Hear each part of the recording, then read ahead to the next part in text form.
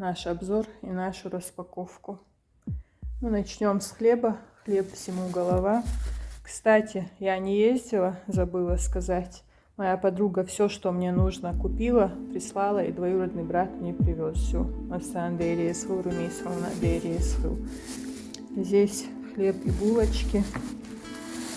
Это булочки со сгущенкой. Это мои любимые бублики. Без ничего. Поджаристые, свежие, очень хорошие.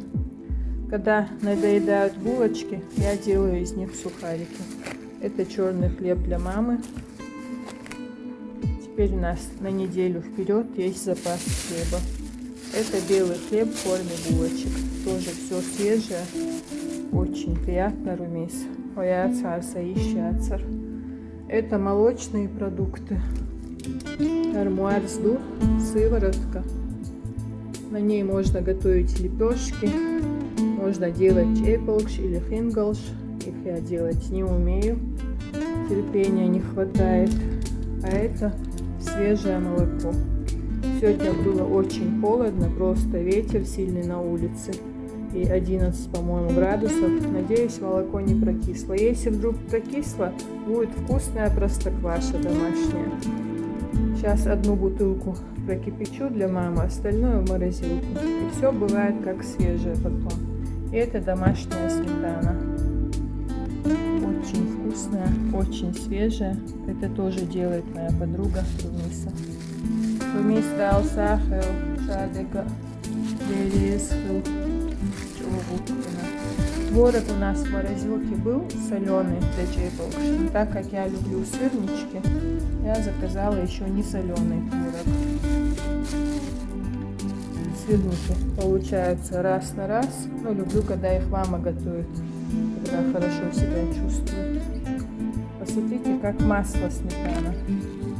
Вот реально натуральный продукт. Здесь у нас зелень. На той неделе или на позапрошлой, не помню, я заказывала зелень, а щавель заказать забыла. Вот у нас половина зелени пропала.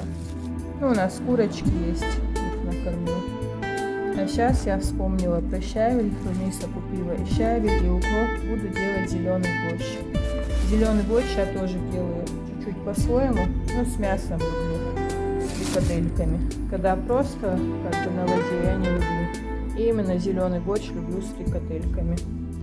Здесь у нас морковка и капуста. Была у нас в кладовке одна капуста, уже прорастать стала, и чуть-чуть морковки, но захотелось свежей. Здесь у нас помидорчики. Просто так вкусно пахнут. Ой, вот настоящие местные помидоры. Просто красота. Вот я люблю вот эти бесформенные, когда помидоры не идеально ровные, искусственные, еще и мягкие. Мягенькие. Салат получится вкусный. У меня помидоры есть и в заморозке. Зимой, когда таких свежих помидоров вкусных не бывает, я достаю, нарезаю, добавляю зажарку. И здесь у нас свежие вкусные огурчики. На этот раз заказала маленькие. Смотрите, какая красота. Уже ближе к вечеру темно, не видно. Завтра сделаю салат из малосольных огурчиков. Я вам покажу. Ну, кто меня давно смотрит, те знают, как я делаю салаты из огурчиков, из помидоров, особенно летом. Завтра немножко сделаю для аппетита. Может, мама начнет хорошо кушать. Ну и последняя картошечка. Заказала крупную картошку. Мелкая у нас была. Даже немного проросла она. Можно кому-то на рассаду отдать. Это пакетики. Это все уже мусор. Позапрошлом году отца друг приезжал. Он живет в Нажаютовском районе. У них там много земли. Мы ему отдали проросшую картошку, лук, чтобы он там посадил себе. А сейчас немножко мелкой картошки. Каждый год стали покупать все меньше и меньше. Но я по привычке люблю затариваться хорошенько. Мало ли, на случай войны или карантина, не дай бог, дал им отдать. А так, когда запас есть в холодильнике, в кладовке, на душе спокойнее. В любой момент гости придут, чтобы было из чего приготовить, чтобы было разнообразие.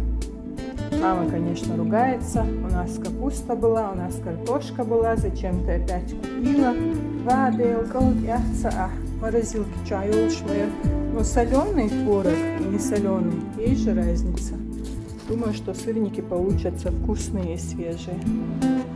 Вот такая у нас сегодня получилась распаковка. Друзья, кому понравилось, ставьте лайки, пишите комментарии. Конечно, сняла абсолютно без всякого настроения. Но в любом случае мне надо было все смотреть, протирать, убирать. Поэтому я протерла, поставила, 5 минут вам показала, кому интересно. И все, буду возиться дальше. Дела по дому у меня никогда не заканчиваются. Ни во дворе, ни в доме. У нас 2 кухни. И тут, и там надо возиться. Мама тоже что может делает. Все, друзья, всем хорошего вечера, отличного настроения. Берегите себя и своих близких. Пока-пока.